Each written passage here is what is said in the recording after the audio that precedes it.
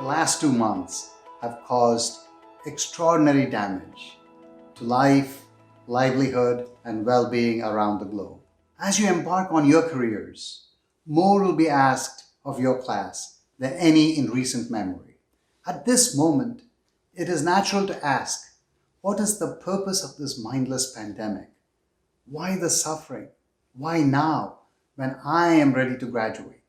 Though this is a difficult question without logical answers, we cannot avoid it.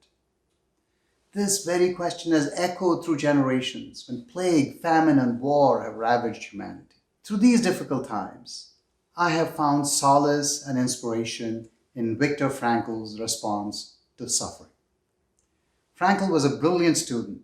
As a teenager, he wrote a paper and sent it to Sigmund Freud for comment.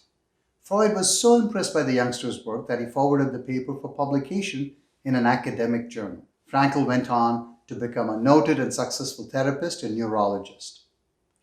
When the Nazis invaded Austria, he was asked to obtain a visa to escape to the US with his bride, but he chose to stay out of concern for his parents. Sure enough, the Nazis rounded up his family and sent them to different concentration camps. And there his wife and parents were killed. Somehow, Frankl survived. Like other Holocaust survivors, he experienced and observed unfathomable suffering. But he persisted to offer encouragement to those who were discouraged and depressed. Even in the most hopeless situations, he found that some people remained hopeful, kind, and generous.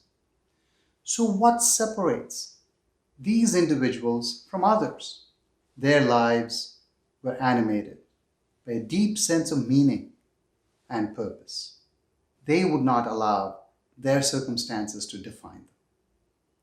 When their freedoms were robbed, they asserted control over their attitudes, emotions, and actions, even sharing their last piece of bread with someone in need. Frankl's book, Man's Search for Meaning, is an all-time classic. It challenges and inspires us to search for meaning in adversity. A few months ago, I attended a Hall of Fame induction for Dan Gilbert, an alumnus of our college. The owner of the Cleveland Cavs and founder of Quicken Loans suffered a major stroke last summer and is in a wheelchair now. In his first interview after his stroke, Dan mentioned that the meaning he took from his adversity was gratitude. Gratitude for the people in his life, his family, friends, and team members, and for the healthcare providers who stood by him during his fight. Graduates, we should take heart from Dan and practice extreme gratefulness amid hard times.